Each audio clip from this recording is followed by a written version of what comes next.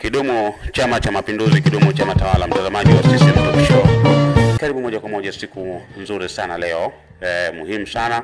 Kama unavyofahamu kwamba kipindi cha CCM Talk Show mara nyingi tunazunguka maeneo mbalimbali kuzungumza na viongozi wa chama na serikali ili kutujuza masuala mbalimbali ambayo yameweza kufanywa na Chama cha Mapinduzi na serikali yake.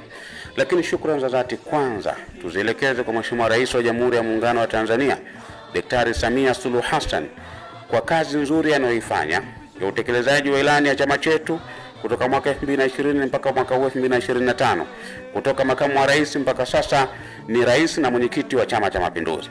Lakini shukrani za dhati katika mkoa wetu wa Tanga zimwendee Ustaz Abdurrahman Rajab kwa kazi nzuri anayoifanya kusimamia utekelezaji wa ilani kwa viongozi mbalimbali wa serikali.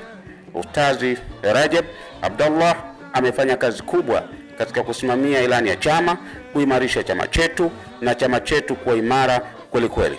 Na zaidi ya yote tumeshuhudia mkuu wa mkoa ambaye ndiye anafanya kazi ya serikali akifanya kazi nzuri sana, Daktari Batilda Salha Burian, na tukaona vile vile wakuu wa wilaya ambao walikuja na ndugu yetu Kubecha ambaye ameelekea Handeni, kazi nzuri ambayo ameifanya. Lakini zaidi ya yote tumeshuhudia ndugu yetu Meja Mkoba, mwenyekiti wa CCM wa wilaya huyu, naye akifanya kazi nzuri kweli kweli.